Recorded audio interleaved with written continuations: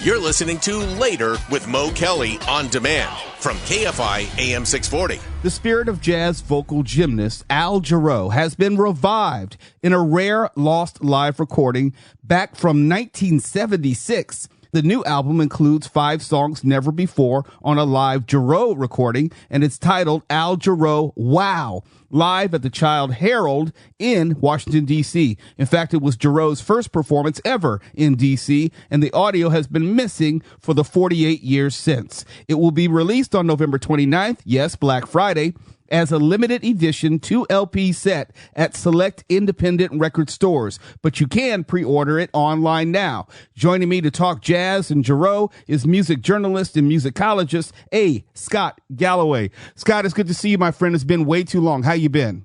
I've been hanging in there, brother, and it's always a pleasure to hear and see you at the same time. I'm used to hearing you, but seeing you is an extra pleasure. I appreciate that, my friend. Al Jarreau wasn't just special as a singer, he was special as a musician, imitating instruments and providing a musical exchange with audiences that I would say most people didn't hear or had not heard before. In the times I met him, I never, and I mean never, did I see him without a smile. Yeah. He had this ever-present joy about him. What were your personal memories of Al Jarreau, the person? Oh, man, Al was just the warmest cat. He was a lot of fun. I had the honor of interviewing him at Delmonico Seafood House in Encino for several hours, man, for his album Tomorrow Today.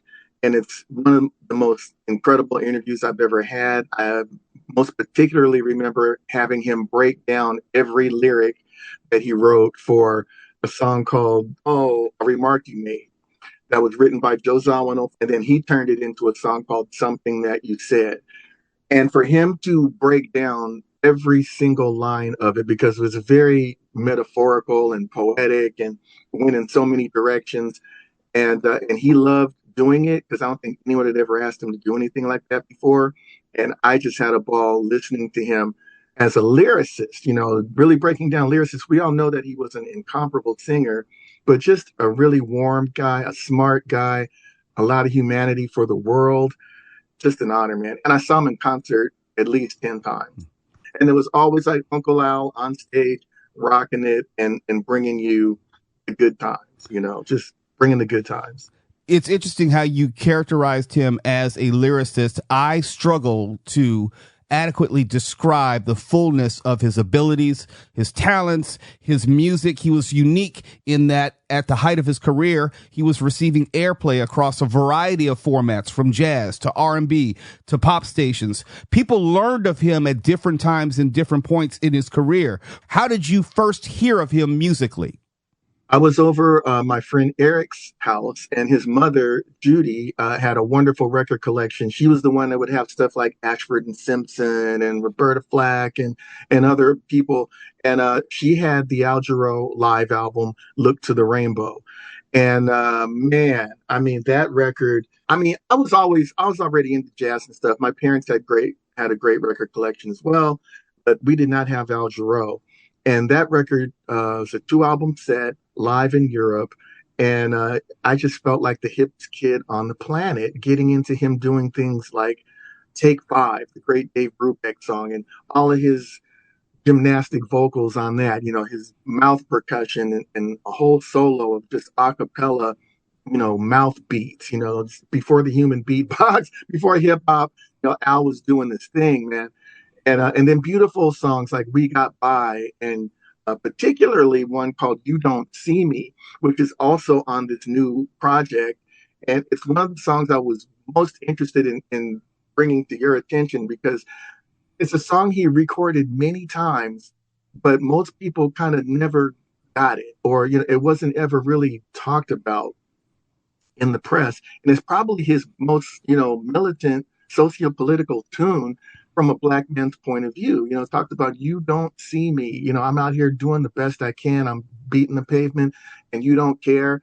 And so guess what? You know, I'm just going to flip the script. And it's kind of about how the seeds of gangsterism and crime and whatever well up in certain brothers in the hood because they haven't been seen, they haven't been given a chance. It's kind of like akin to songs like Little Child Running Wild from Superfly, or the Whispers had a song that was also along the same lines. But most people think about Jarreau, like you said, moonlighting and we're in this love together and morning. And, they think of him as this great jazz vocalist and all that. But when he wrote his own material, a lot of it was very deep. And that particular song is on the new project. It's on originally from his very first album, We Got By. He did it on Look to the Rainbow. He did it again on Tenderness. Like he never let that song leave his live performances in canon. But for whatever reason, it never got a lot of focus. I definitely want to point your listeners in the direction of that particular song. The album has love songs. It has a lot of fun things on it, and you get to hear Al being Al on stage and just a personable, good humored guy. But I definitely direct people to the song You Don't See Me. It'll be eye opening for a lot of people. And I think it's super relevant once again with what we have going on and about to go on in this country. I will play that as the bumper, as the lead into our next segment. But Scott, I wonder if you perceive the fullness of his career as I do. With all of that you said, I think it lends credence what I'm about to allege, that Al Jarreau, despite all of his acclaim, despite how the world loved him musically, I felt that he never got his just due as an artist for the fullness of his talent, career, and contributions. Would you agree with that in any way? I would absolutely agree. There are very few people. I mean, there are people out there that do get that breadth and depth because, you start off doing cover material, James Taylor, and again, the Dave Brubeck piece and all that. But he was always doing original material. And his material spanned from pop to blues to gospel tinged to where he is most often considered to be a jazz musician, but he's really not. He's just somebody that incorporated jazz in a very fluid and proactive way in his music. But his music had some of everything in it. And because of that, I think he touched a lot of different niches, but there's very few people that just have really absorbed a whale of what that brother was about. Just an incredible all around original, one of a kind musician. If you're just tuning in, my guest right now is A. Scott Galloway, music journalist, musicologist. We're talking about the new release of Al Jarreau, Wow, live at the Child Herald in Washington, D.C. It'll be released Black Friday as a limited edition 2 LP set at select independent record stores, but you can pre-order it online now. More with A. Scott Galloway in just a moment. You're listening to Later with Mo Kelly on demand from KFI AM 640. My guest right now, A. Scott Galloway, as we talk about this new posthumous release of Al Jarreau, which is titled Al Jarreau Wow, live at the Child Herald in Washington, D.C. It's been uncovered after some 48 years and includes new songs, covers of some hit songs. Scott, let's get into that. Take me to Washington, D.C. And I know, and Washington, D.C. is obviously best known for politics, but it's also had a vibrant music and jazz scene. I know that firsthand. But it struck me that this performance of Al Jarreau was his first in Washington, D.C., and I think he was around 36 at the time. Why do you think, and there's no way to know, but why do you think it took him so long to make his way to D.C.? Well, he's from Milwaukee, and he moved from there to California, where he had a very slow burning rise up through the ranks of being recognized. He played a club out in Los Angeles, actually in the San Fernando Valley, called the Blah Blah Cafe, kind of set up there. And he was playing, once a week. He had a residency. And he just really started there, and his music was very grassroots. So he didn't initially, once he got signed to Warner Brothers, he wasn't getting to do a whole lot of traveling because his records didn't warrant the sales. They're trying to figure out what to do with them. They knew they had a talented cat, but they didn't quite know exactly how to promote him and get him heard. So it's through the radio station, I think it was WHYZ.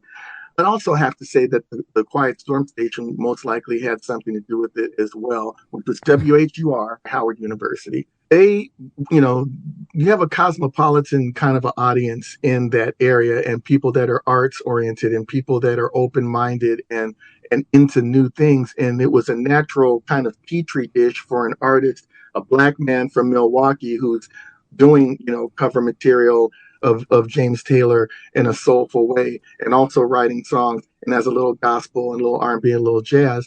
In the mid 70s, when there are aspects of the country that are coming together a little bit more, a little more unity, a little more being into what's going on the other sides of the fences, Al was like the perfect artist to blossom in that kind of environment.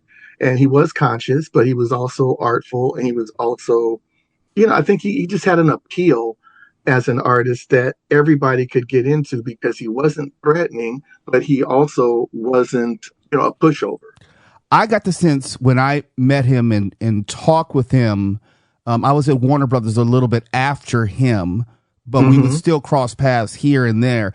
I got the sense that there was a degree, my word, of resentment that he was not more widely embraced in a radio sense. Did you get that sense as well? I absolutely did. I mean, this era that we're talking about is kind of the golden beginning era of Al Jarreau, where he's this grassroots artist. But as time went on and he was on Warner Brothers, he really did. I mean, he literally told me and other people he wanted to be and felt that he deserved to be as big as Michael Jackson.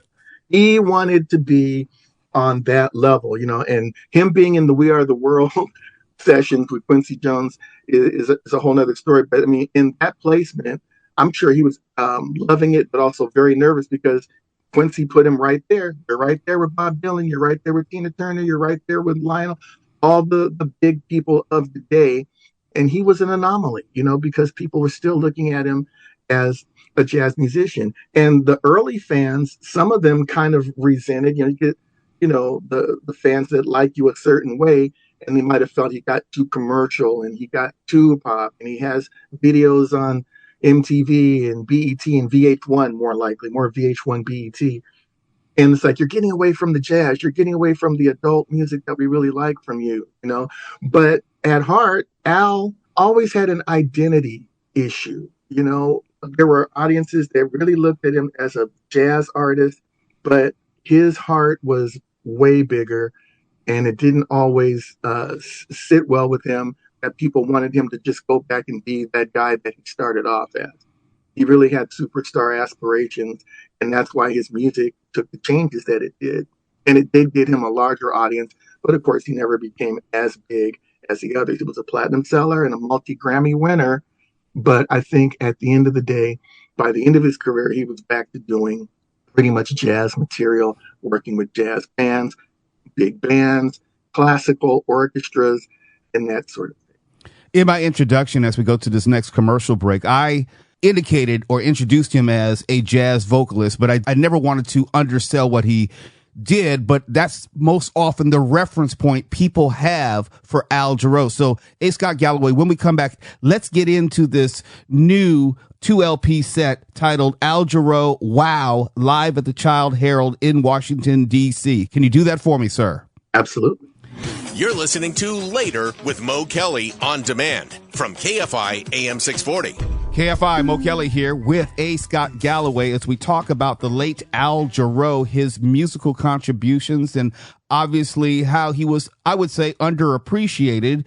But some of that is about to change as there is a new uncovered recording titled Al Jarreau Wow, live at the Child Herald in Washington, D.C. His live set, recorded some 48 years ago, now seeing and hearing the light of day. It will be released officially Black Friday as a limited edition 2 LP set at select independent record stores. Music journalist and musicologist A. Scott Galloway has been joining me since the top of the hour talking about the life, career, and legacy of Al Jarreau. Now, Scott, let's get into Al Jarreau Wow, live at the Child Herald in Washington, D.C.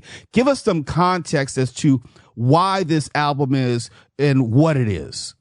Okay, this album is very important. Wow, live at the Child Herald is important because It is a live recording that documents him just at the week of release of his second album, Blow. He's in Washington, D.C. He's got an audience that's really curious about him and everything. And he's had two albums, and this record, it shows somebody really incredible just at that percolating, about to take off period, which is super important. But in the case of Al Jarreau, what we've all learned over the years is that his records were one thing, but seeing him live was another. And to hear the material that he is doing on this in this concert, with the repartee that he has and the vibe that he gets and develops with the audience, is just really special. I mean, his next official album after Blow, which is the one that he was touring for at the time, was a live record. And he was before a much bigger audience in Europe. But this one captures him 2 years earlier, actually, about just a little over a year earlier. And he's developing all the things that became special. You hear some of the editing that happened with him later, where he was refining things. Here on Wow, it's more raw. You hear him working things out that would become staples of his act, his balancing act of all the different styles of music, his balancing act of humor and social commentary, his balancing act of R&B and pop and all that jazz. And it's just him with a trio. Tom Canning is the keyboard player that he brought with him from Los Angeles. They got two pickup musicians on bass and drums, and they're just going to town, man. It's like hearing somebody just about to truly be born. It's just like nothing that you're going to hear. If you're an Al Jarreau fan already, you're going to be thrilled to hear this. And if you haven't really gotten into him before, you're going to be like, wow, this is a raw document of something amazing that was just about to break on the bubble. You have covered music, and I'm not going to limit you to any genre, but you've covered music for the better part of 40 years. Is that fair to say? Yes, I've been in the music industry since 1982, and I've been writing about music since 88. And in between 82 and 88, I worked at the Quiet Storm, KUTE, in Los Angeles, which was, Al Jarreau was a core artist for us. Cute 102. I remember it well growing up. But my question is this: how does a music piece like this, how do the tapes disappear? How does someone not know that they're sitting around in someone's vault and then be able to restore it to a level of quality which can be released? How can they lose it? And then how can they restore it? Well, this is an interesting case where I don't believe the tapes were actually lost. It was a radio broadcast. And so and it happened to be recorded very well. And it happened because it was for broadcast. And then it was just kind of set aside. And it was not the kind of thing that anybody ever back in the day thought was going to be, released as a commercial viable product, but, to the radio station and the venues, good credit, it was something that was never wiped, never erased. It was just set aside. And the story is that Zev Feldman, who's the producer of this project, and he's world famous as his nickname, the Jazz Detective. He happened to have a conversation with Al Jarreau, where Al told him about the first time he played in Washington, D.C., and at the Child Herald, and what a great performance it was. And then Zev was having a conversation with someone else decades later. It happened to be someone that said, "Oh yeah, I have a recording of that. I was the engineer for that particular radio station at the time, and we still have the tapes." And Zev, a big Al Jarreau fan, lost his mind. It was such a beautiful coincidence, such an incredible find, for Al to have mentioned that to him, and then for him to meet this guy that actually has the tape. They didn't have to do a whole lot of fixing or digging or whatever. They really just had to deal with making sure that the rights were fine with the Al Jarreau estate and with Warner Brothers, who he was signed to at the time. Warner's, huge company now. I don't think they were necessarily just had to sign off on it. It wasn't something they were going to try to claim. And it's perfect for it to be coming out through Resonance Records and everything that Zev is doing, because he's been covering everybody from Bill Evans to Wes Montgomery and all these other things that he's been so awarded and honored for finding these old tapes and everything. So it's perfect for this kind of a project to come out through him because it's a little different for Zev, mostly Yeah. straight ahead jazz things he's done. This is an amazing crossover project that will have a broader appeal than some of the more traditional jazz pieces that he's done before. Well, we are all fortunate to have one more listen to the late, great Al Jarreau. The project is titled Wow, live at the Child Herald in Washington, D.C. It will officially be released on Black Friday as a limited edition 2 LP set at select independent record stores. But you don't have to wait. You can pre-order it now online.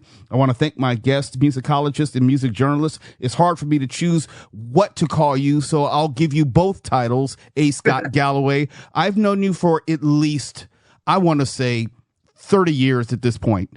And Absolutely. I've never shied away at the opportunity to talk music with you. You love music arguably more than I do, and I love it a hell of a lot. So there was no one else I would want to have this conversation with than you, A. Scott Galloway.